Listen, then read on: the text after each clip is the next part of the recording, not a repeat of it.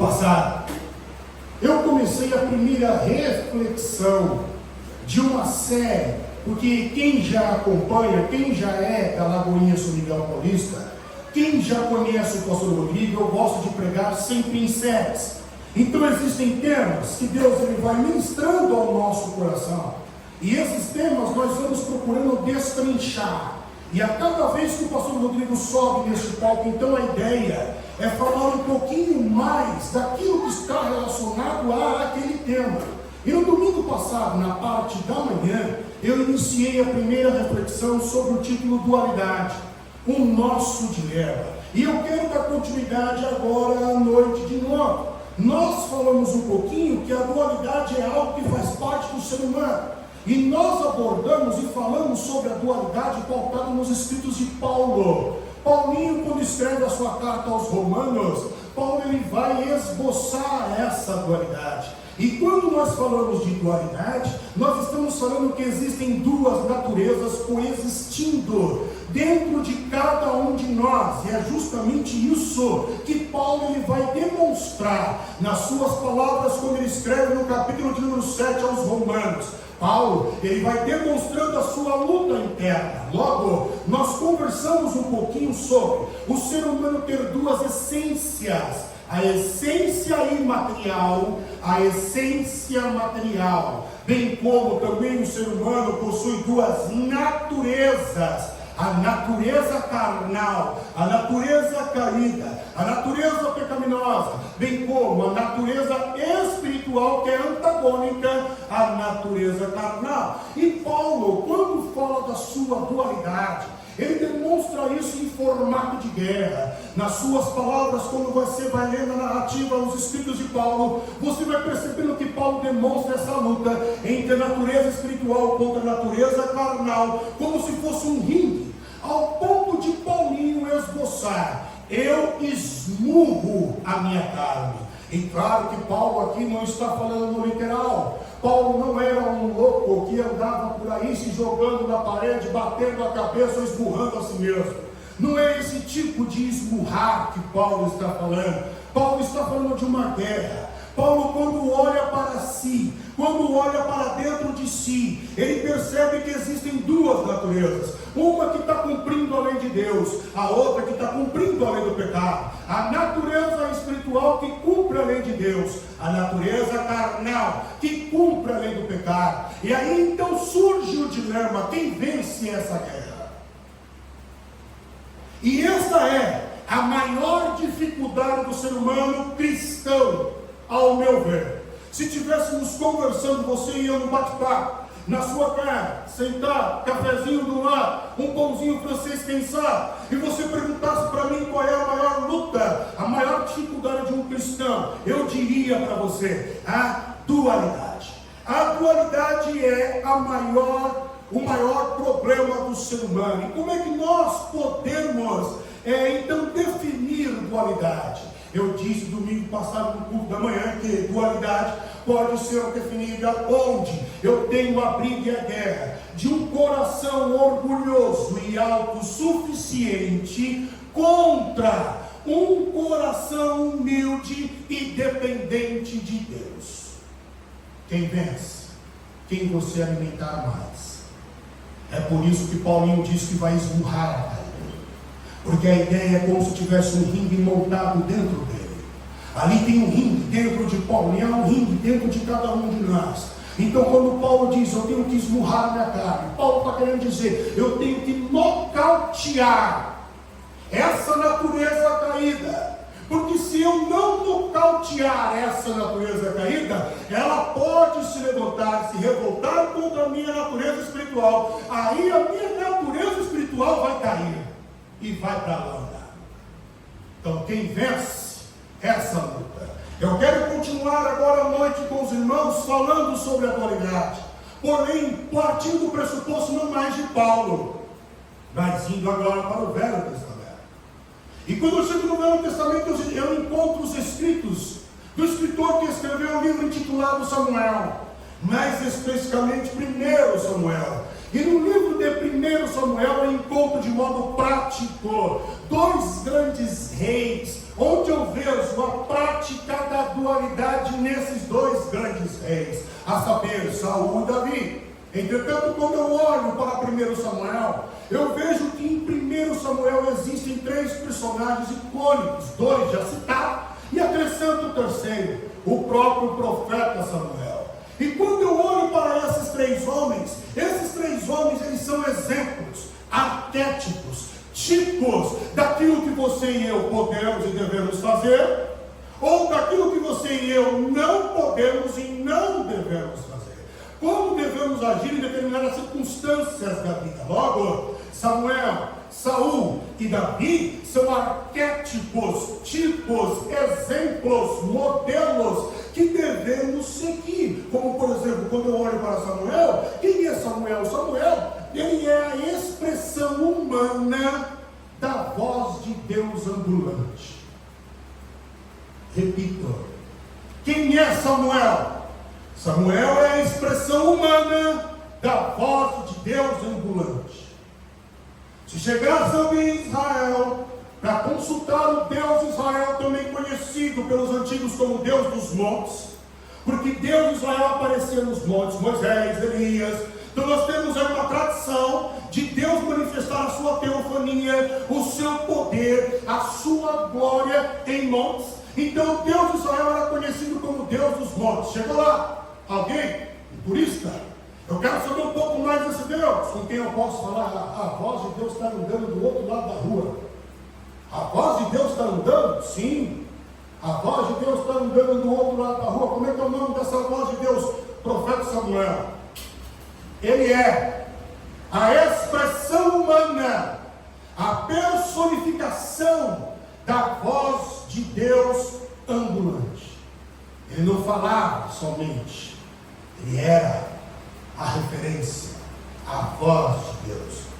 O rei Saul, em contrapartida, já é a representatividade e o princípio carnal, a representatividade de um homem carnal. Suas atitudes refletem uma mentalidade autossuficiente. E a mentalidade autossuficiente que se opõe a Deus é a mentalidade que faz o que quer, quando quer, na hora que quer, do jeito que quer. É a mentalidade carnal, é a mentalidade autossuficiente. E Saul representa o homem carnal, o homem caído, o homem pecador, o homem da autossuficiência, a mentalidade, o pensamento egocêntrico e egoísta. Saul, Davi, já é o contrário. Davi já é a representatividade da fé, do homem espiritual, da natureza espiritual, é a representatividade da submissão, é a representatividade da humildade, é a representatividade da dependência de Deus. Logo, quando eu olho para esses 3 homens, eu ainda poderia dividir o livro de Samuel desta maneira, através desses 3 homens. Os primeiros 7 capítulos de Samuel são destinados à voz de Deus, a Samuel, o profeta de Deus. Como que o homem de Deus ele é formado, como que o homem de Deus ele cresce na graça, no conhecimento, como é que Deus prepara o homem de Deus. Então os primeiros 7 capítulos de Samuel, nós vemos então o preparo de um homem de Deus. Do capítulo 8 ao capítulo de número 15 de 1 Samuel, nós já vemos então o reflexo da natureza caída, da natureza pecaminosa, da autossuficiência, do egocentrismo e as suas consequências, quando a natureza carnal, ela fala mais alto. Já do capítulo 16 ao capítulo de número 31, aí eu já encontro o oposto, o rei Davi, a biografia de Davi, ou parte dela, e encontro também a natureza espiritual vindo à tona, emergindo, e as consequências dos atos de uma natureza espiritual. E aqui eu abro um parênteses, faço um adendo. Preste atenção nisso. Eu quero deixar bem claro para você que um homem espiritual, ele não é dotado da perfectibilidade moral. E eu repito isso.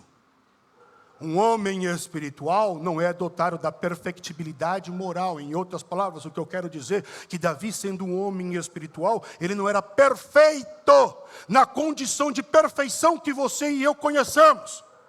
Por isso, perfectibilidade moral. Um homem espiritual é aquele que conhece quem é, que sabe que foi concebido em iniquidade, que sabe que nasceu em transgressão, que sabe que é dotado, encharcado de pecados e de más intenções. Davi ainda, na passagem contra Nabal, ele vira para Deus e diz assim, o Senhor sabe que eu sou homem de guerra. Então é melhor o Senhor ir lá e resolver com esse homem chamado Nabal, porque se eu for, o Senhor sabe o que vai acontecer. Então o homem espiritual, ele não é dotado da perfectibilidade moral. Não é perfeito no conceito que você e eu conhecemos. O homem espiritual é aquele que sabe quem é. Sabe que é falho. Sabe que vai errar. Ou você quer iludir quem? Sabe que vai dar mancada. Sabe que vai pisar na casca da banana. Sabe que vai falar o que não deve falar. Sabe que vai fazer o que não deve fazer. O homem espiritual é aquele que sabe quem é. Entretanto, não muda a sua consciência de Deus. Ele tenta ao máximo fazer com que Deus prevaleça na sua vida, mesmo sabendo quem é e mesmo sabendo que vai dar mancada. Tanto que o próprio Cristo vira para Pedro e diz assim, Pedro, quando tu se converter, isso é forte. Porque o mesmo Pedro que Jesus disse, quando tu se converter, é o mesmo Pedro que anda com Cristo. É o mesmo Pedro, amigo íntimo de Jesus, faz parte da tríade, Pedro, Tiago e João. Onde Jesus vai, os três vão, os três estão. Então, quando falamos de Pedro, nós estamos falando de um homem que andou com Cristo, mas não era espiritual. E precisou do Cristo ser assunto para que ele se convertesse. E Jesus disse que quando ele se convertesse, ele iria apacentar os irmãos dele. Iria acolher. Então o homem espiritual sabe quem é. É por isso que em João capítulo de número 20, Jesus pergunta para Pedro, Pedro, tu me ama? Sim, Senhor, eu te amo. Pedro, tu me ama? Sim, Senhor, eu te amo. Pedro, tu me ama? 3 vezes Pedro nega, 3 vezes Jesus pergunta. Psicológico, gatilho psicológico. Agora você entende, Pedro, que você não consegue me amar do jeito que você falou que você ia me amar? Eu te conheço, Pedro, você não se conhecia. Então, quando falamos da natureza espiritual, o espiritual não é aquele que é dotado de perfectibilidade moral, mas o que sabe o que é e mantém a consciência e o foco em Deus. Por isso, Paulinho, quando ele escreve aos Filipenses, ele vai dizer, esquecendo-me das coisas que para trás ficam. Eu era o Saulo, eu era o religioso, eu era o matador, eu era o perseguidor, eu era o cara que não prestava. E quando vem o acusador, eu ainda digo, de fato eu era, só que eu sigo para o alvo, o meu alvo é Deus. Esse também é Davi. E este é o homem espiritual.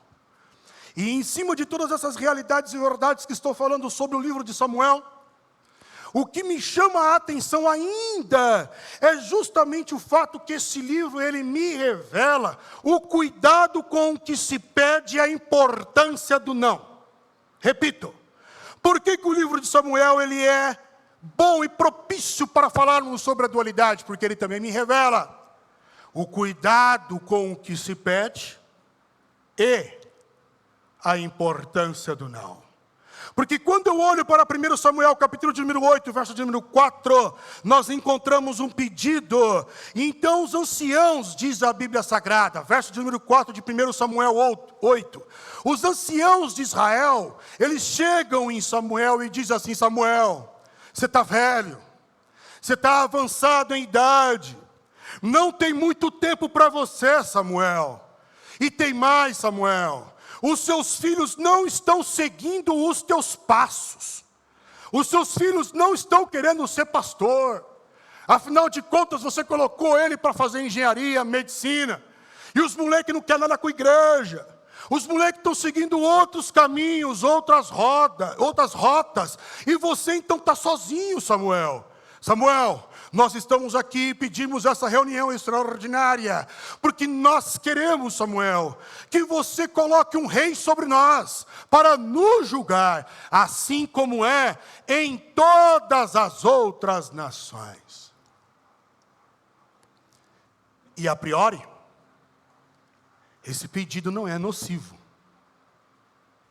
Entretanto, a posteriori, ou seja, depois, esse pedido é muito ofensivo. Porque esse pedido, acredito que ele mantém um pensamento autossuficiente, egoísta, egocêntrico, de natureza caída. Ele é ofensivo.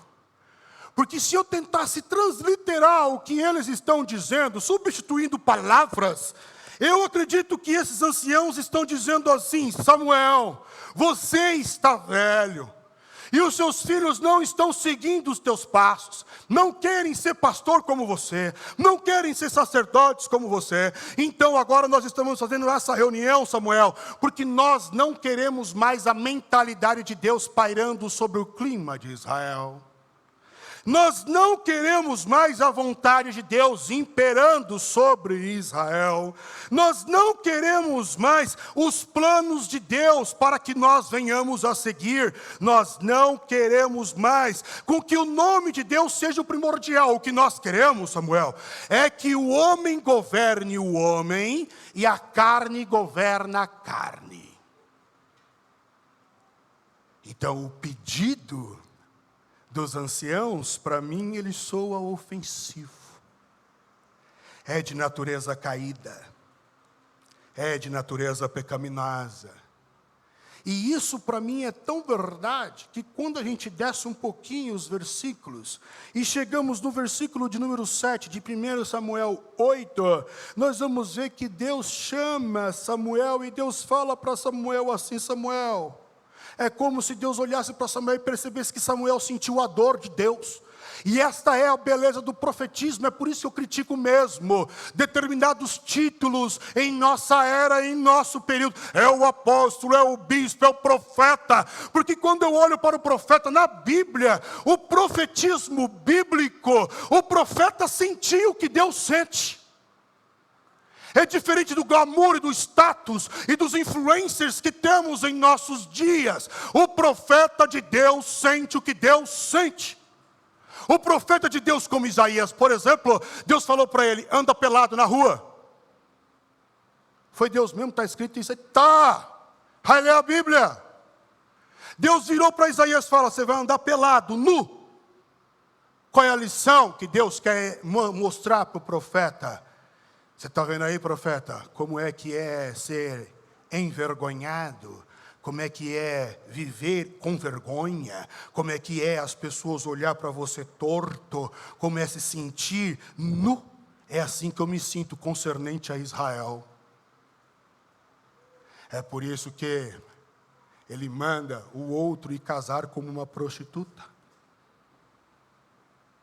Você está vendo como é que é, profeta? Ser traído constantemente. Ser largado muito fácil. Então me parece no verso número 7 de 1 Samuel 8, que Deus ele percebe que Samuel no profetismo, e esse é o romance do profetismo, o profeta sente o que Deus sente. O profeta Samuel sentiu a dor de Deus de ser rejeitado.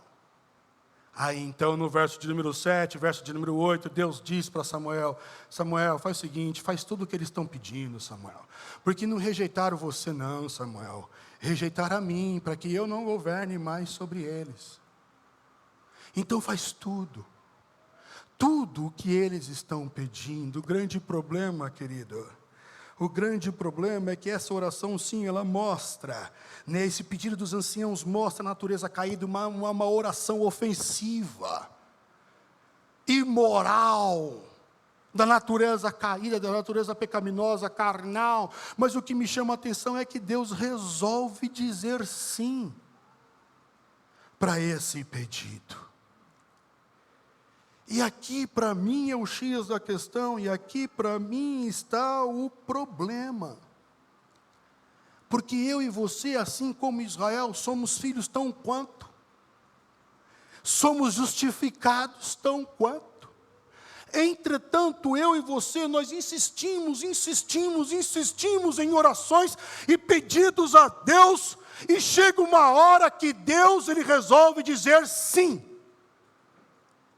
e dá, e faz.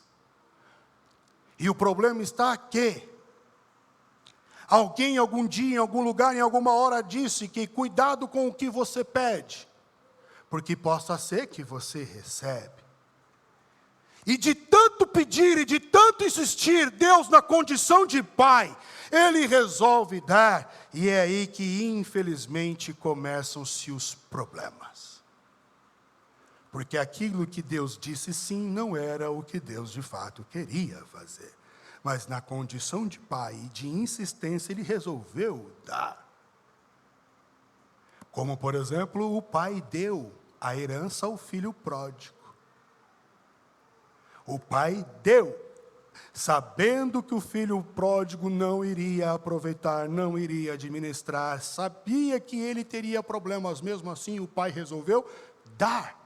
A parábola não conta, mas se aquela história fosse uma história, poderíamos então imaginar e conjecturar que muito antes do pai dar a herança, ainda em vida, aquele jovem com certeza insistiu: eu não quero mais viver aquele malcriado, eu odeio viver com vocês, eu não vejo a hora de eu completar os meus 18 anos e fazer o que eu quiser, ser dono do meu nariz. E o pai: você não vai, eu não vou dar, você não vai, eu não vou dar. De tanto insistir, o pai dá. E o filho então volta depois um nada. E é o que acontece com Israel. Isso me traz à memória uma história. Uma menina de 8 anos que andava muito bem de patins. E ela treinava. Estava escalada até para competir campeonatos. E aí essa menina então queria se aperfeiçoar, e ela queria um patins novo, e ela queria um patins mais veloz. E essa menina então, ela chega no pai dela, porque ela diz assim: pai, todos aqueles que treinam comigo, todos aqueles que estão comigo, têm patins novos e têm patins mais velozes. Como é que eu vou ganhar uma boa colocação para participar do campeonato estadual, pai? Eu quero chegar no topo, eu quero vencer, e você sabe que eu tenho potencial. Uma menina de 8 anos, pai, me dá patins, pai, me dá patins, pai, me dá um patins novo e mais veloz. E em todos os pedidos o pai disse não, não, não. E chegou uma hora que o não já não adiantava mais. Então esse pai, ele se cala, porque o pai às vezes se cala e não fala mais no assunto. É uma maneira também de falar não. E aí então, de muito insistir, porque essa menina agora ela começa a apelar para o emocional. Paizinho. Aí tira a sandália, pega o chinelo, já pega as roupas do pai, coloca para ele tomar banho, faz massagem no pé do pai. Aí coloca então o bilhetinho em lugares chaves onde o pai tem que mexer, próximo à chave do carro, no travesseiro, debaixo do travesseiro, no escritório onde ele trabalha. E o pai então começa a ceder o pedido, até que este pai vai e compra o patins, um patins novo e um patins mais veloz. E quando ele chega em casa, essa menina dá muito beijo para ele, abraça, diz que o ama, falou que ele era o melhor pai do mundo. Essa menina veste o patins, coloca o patins e começa a andar. O pai não consegue acompanhar. Ela já estava no portão e ele vai andando em direção ao portão. A menina, numa alta velocidade, percorre a calçada, vira a esquina. Quando vira a esquina na alta velocidade, escuta-se um grito da menina. O pai, que estava chegando no portão, se apressa, e junto com o grito, um barulho estrondoso. Quando o pai chega no portão, ele vê as pessoas começar a se aglomerar sobre o fato. Quando ele chega perto do acidente, ele percebe que é a sua filha que se acidentou, que não controlou a velocidade do patins. Ela caiu, bateu a cabeça, próximo à cabeça uma poça de sangue. A ferida, o machucado na cabeça levou a menina a óbito. E o patins são os nossos pedidos, são os nossos desejos. Assim como essa menina, como Israel, nós pedimos patins. Patins melhores, patins mais velozes. Só que o pai, quando diz não, é porque ele enxerga o que eu não enxergo.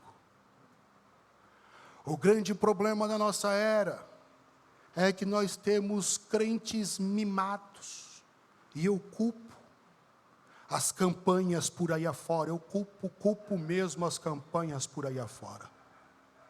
Culpo, porque condiciona e ensina crente pela meritocracia, a buscar um gênio da lâmpada e não Deus, a buscar um satisfador, um cara que satisfaz os seus desejos e não um pai, a buscar um gênio da lâmpada, aquele que vai resolver todas as suas necessidades, mas não se relaciona com a pessoa de Deus, por isso que não tem transformação de vida. Não há transformação de vida, a gente não muda com o presente do Pai, a gente muda quando estamos próximos do Pai. Existe uma diferença. Então eu culpo sim esse falso evangelho de campanhas e campanhas e campanhas por aí. Também culpo os cristãos que não leem a Bíblia, porque a Bíblia é um manual, e nela tudo está contido. E o Espírito Santo, seu autor, pode iluminar a nossa mente para entender o que está escrito. Não lemos por N fatores, mas nela está escrito, nela está ensinando. Então nós estamos num período, num contemporâneo de crentes malcriados, que se Deus falar não, sai da igreja. Se Deus não deu o que pede, aí ele fez a campanha para passar na universidade X, não passou, Deus não me ama. Se Deus não estava aqui para me abençoar, então também não vai estar para eu pecar. Então, estou nem aí, chuta o pau da barraca mesmo. Eu não quero saber mais desse negócio de igreja. Não fala mais de igreja perto de mim, não. Porque não busca Deus. Busca a mão de Deus. Jesus virando para as pessoas, ele olhou para as pessoas e disse: esse povo está atrás de mim só por causa do pão que eu multiplico. A gente quer o aile, matéria. A alma pede o bio, vida. O corpo pede a matéria, a alma pede o sentido. Por isso temos duas essências, a material e a espiritual. Por isso vem Jesus e repete o que está escrito no Velho Testamento para Satanás: olha que capeta, não é só de pão que vive o homem, mas de toda a palavra que sai da boca do Senhor. Então a minha pergunta para você é: qual é o teu patins? O que é que você está pedindo tanto que parece que Deus está dizendo não? O que é que você está insistindo tanto que parece que Deus não quer e está dizendo não? Aí então eu me perguntei: como é que será que eu posso tentar identificar o não de Deus? Porque eu falo com sinceridade aos irmãos, é difícil viver pela fé. É difícil você viver acreditando em algo que você não vê, você não sente, porque Paulinho também falou que nós não vivemos por vista, por sentidos, vivemos de fé. Então é difícil você viver pela fé. Então como tentar identificar o não de Deus? E o primeiro, eu já falei para vocês, entretanto eu repito, acredito que o silêncio de Deus é uma expressão, ou pode significar e denotar não. O silêncio não necessariamente é um não, mas ele pode denotar um não, porque quando você transfigura Deus como pai, e você pega a atitude de um pai, você vai ver que de tanto você insistir, chega uma hora que o pai não tem mais argumentos contra você, então o pai faz o quê? Se cala. E além de se calar, o pai deixa você falando sozinho, ele sai do ambiente, ou ele simplesmente olha para você assim, e no olhar dele já denota: eu já falei para você acerca desse assunto, não vou falar mais. E sai. O silêncio de Deus pode ser um não ao que você está pedindo. Bem como O não também pode vir por aquelas coisas que eu anseio, que eu desejo, que é até justo, mas não dá certo. Você já estudou, você já fez tudo bonitinho, você é o cara honesto, até paga os tributos para ninguém vir pesar na tua, você faz tudo bonitinho para não dever nada a ninguém, está tentando se aperfeiçoar, mas o negócio não vai para frente. Está parado. Está enrolado. E aí você busca alternativas para fazer a mesma coisa de modo diferente. E mesmo assim o negócio está parado. Possa ser um alerta. Não é esse o caminho. Não é essa a rota. Baseado nisso, então, eu me pergunto: como é que um homem espiritual, de natureza espiritual, então deve orar? Porque não é pecado nenhum você manifestar um desejo para Deus. Não é errado. Jesus mesmo falou: Senhor, se puder pular esta fase da minha vida, um controle do clique, para eu pular essa fase da minha vida, se puder passar de mim esse cálice, de boa. Jesus manifestou o seu desejo. Moisés falou: Senhor, eu gostaria muito de ver a terra prometida. Eu gostaria de estar lá. Eu gostaria de entrar. Moisés demonstrou o seu pedido. Jeremias queria casar. Ele demonstrou o seu pedido. Paulinho falou: tira de mim esse espinho, Deus. Não precisa não, você sabe que eu e você, nós somos os caras, os parça. Nós estamos juntos. O Senhor ainda andando com o Senhor, não confiou em mim. Foi o Senhor mesmo que veio de encontro comigo. O Senhor me derrubou do cavalo, me deixou cego, depois me curou. Me deu entendimento. Eu sou o Paulo. Tira de mim aqui esse espinho, não precisa não. Já não conquistei a sua confiança. E ainda assim, nós vamos ver o não. E eu chego à conclusão que quando Deus ele fala não de modo direto, ou quando você percebe o não de Deus, eu acho que o não é a melhor bênção que Deus poderia nos dar. Porque nos livra das dores de cabeça que eu e você, pela nossa insistência. Aí eu vou trocar de carro, aí eu vou trocar de casa, aí eu vou comprar. Tá bom, vai. É hora de trocar de carro, é hora de trocar de casa, é hora de você comprar. Vai. Não vejo a hora de trabalhar. Deus abre a porta. Aí a primeira coisa que faz quando Deus abre a porta é torrar já o limite. Ele ganha 1.000 e torra 2. E torra 2. Ah, mas é parcelado mesmo, vou pagar um pouquinho por mês. Então, quando Deus fala não, eu acredito que o não pode ser a melhor bênção. Por isso que eu digo, irmãos, é por isso que eu digo, muitos aceitam Jesus como Salvador, mas poucos como Senhor. Muitos aceitam Jesus como Salvador, mas como Senhor você vai ter que obedecer.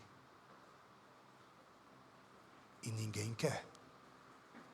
Por isso que vivemos um cristianismo superficial, fraco, diria às vezes medíocre, porque não somos submissos, não reconhecemos o poderio e o senhorio do Senhor, só aceitamos parte dele como Salvador, como Senhor não. Então, como um homem espiritual, de natureza espiritual, ora? Mostrando o seu desejo. Ó Deus, eu tenho aqui. Está aqui, Deus, é meu, está aqui. Ó, chega a ser inerente, chega a ser intuitivo, parte de mim, da minha natureza. Eu amo isso aqui, eu quero isso aqui, eu estou trabalhando para isso aqui, eu gosto disso aqui. Só que eu percebi que não está dando certo, eu percebi que o negócio está enrolado, eu percebi que o negócio não vai para frente, eu percebi que o negócio não acontece. Então eu não estou sabendo interpretar se é o teu não, ou se eu estou fazendo alguma coisa de errado. Entretanto, eu já tentei assim, assado. Então se for o teu não, não for do Senhor para a minha vida, e o Senhor realmente tem um plano melhor e não é a hora, então tira esse desejo do meu coração para que eu possa reconhecer o teu não.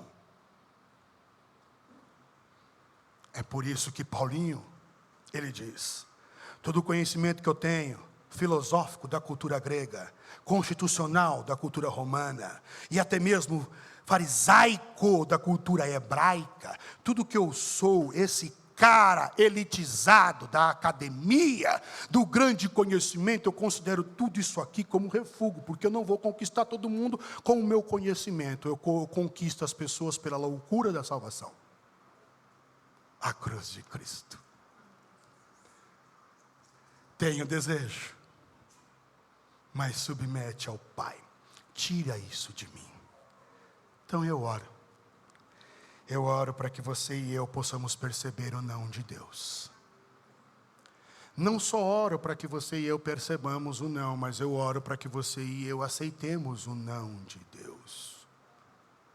E quando nós falamos de não, a Bíblia Sagrada, ela às vezes usa o termo não como um sentido de sem, ou seja, falta de. O homem sem Deus, sem significa não. Então o homem não Deus. Na verdade, o homem sem Deus tem a falta de. Entretanto, na Bíblia Sagrada também se usa o termo não em termos absolutos. É não e pronto, acabou. Moisés, você não vai entrar e pronto, acabou. Jeremias, você não vai casar e pronto, acabou. Paulo, não vou tirar o espinho e pronto, acabou. Termos absolutos. Trazendo isso para a nossa dualidade de natureza caída. Quando essa natureza caída, pecaminosa, ela vier emergir, ela vier crescer sobre você para dominar a sua natureza espiritual, você tem que então esboçar o não em termos absolutos. Não vou fazer, porque não vivo eu, mas Cristo vive em mim. É por isso que eu oro, para reconhecermos o não de Deus, para termos autoridade, para aceitar o não de Deus e também proferir o não sobre a nossa natureza caída. Eu oro para que você e eu desfrutemos o tempo de Deus, e oro para que você e eu estejamos sobre a vontade inexorável do nosso Deus. Domingo que vem eu quero falar sobre dualidade mal. Estarei no culto da manhã, se você quiser acompanhar, venha, se não, acompanhe pelo YouTube depois. Que Deus prospere a sua vida.